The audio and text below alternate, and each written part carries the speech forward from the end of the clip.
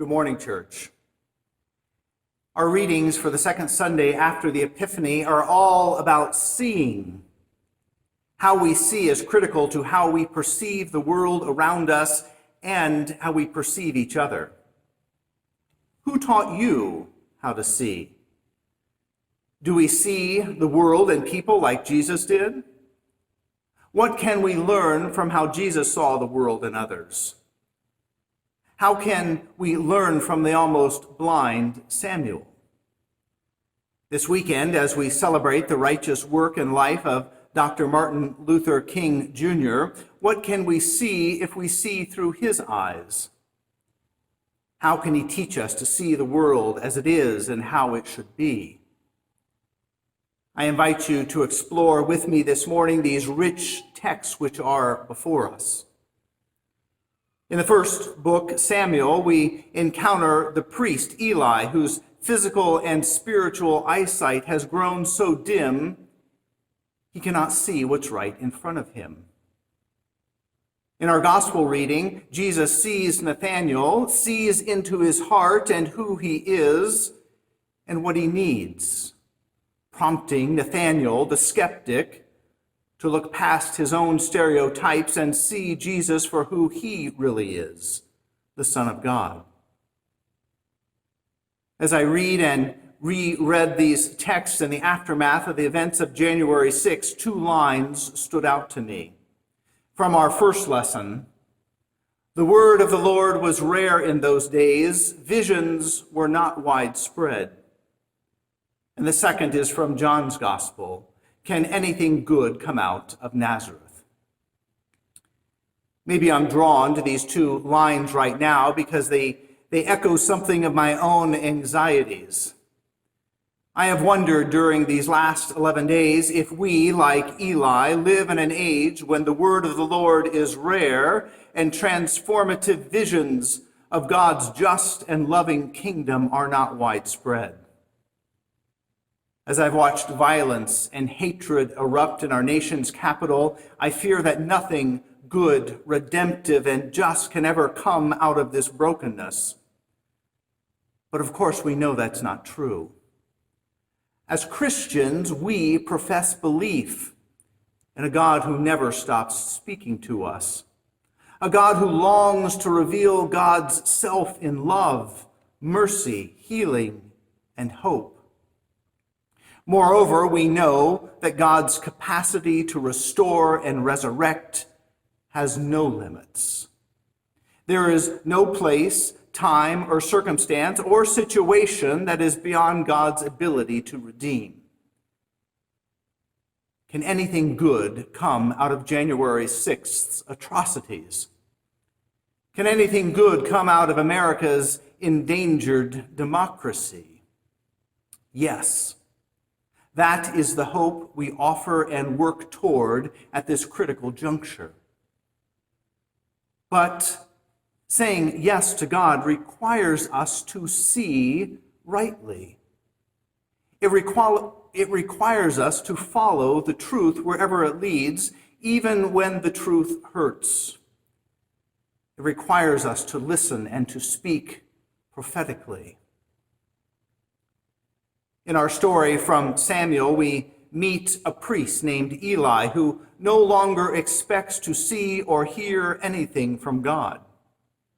Not because God has abandoned him, but because he can't find the courage, will, or moral fortitude to do what God desires.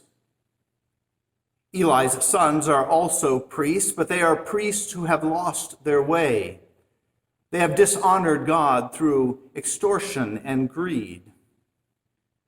When Eli fails to restrain his boys, God turns to the child Samuel, a child on the periphery, a child whose sight and hearing remain uncompromised by the political interest and maturations of his elders, a child who will tolerate an unfamiliar voice and an uncomfortable message without holding back.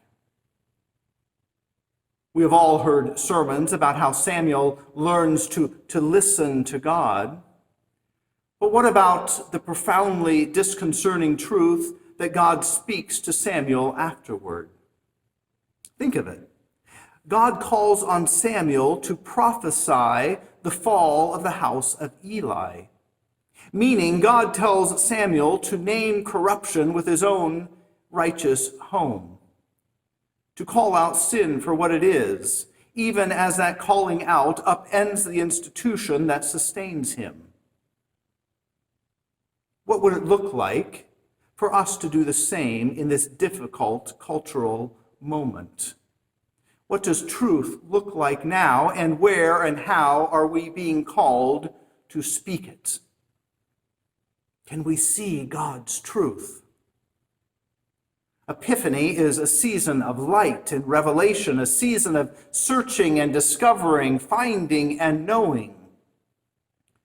I wonder what we can learn from the grace-filled vision of God in these days. If Jesus were here right now, looking at what we're looking at, what would he see? In our reading from John's Gospel, we encounter a skeptic named Nathanael, who thinks he knows exactly who God is and how God operates. God's Messiah, he is sure, can't possibly come from the backward town like Nazareth. Nazareth isn't good enough for the divine. The lesson begins with Jesus going to Galilee, finding Philip and inviting him to follow me. Philip accepts the call without hesitation, and then, brimming with excitement, he runs to find his friend Nathanael. He finds him sitting under a fig tree. Philip tells Nathanael, "We have found him, about whom Moses and the law and the prophets wrote, Jesus, son of Joseph from Nazareth." But his friend under the fig tree isn't impressed. His religious assumptions won't allow him to see anything fresh or surprising in a simple carpenter from the wrong side of the tracks. Instead of arguing with Nathanael, Philip simply tells his doubtful friend to come and see. When Nathanael does so, he receives the shock of his life. As soon as he and Jesus see each other, before they exchange even a single word, Jesus says, "Here is truly an Israelite in whom there is no deceit." Immediately, Nathanael moves from doubt to faith, from ignorance to knowledge. He experiences an epiphany. But this story, at its core, is not about what Nathanael sees. It's about what Jesus sees. It is a story about Jesus' way of looking and seeing, and about what becomes possible when we dare to experience his gaze. In this story, what makes salvation possible is not what Nathanael sees in Jesus, but what Jesus sees in Nathanael.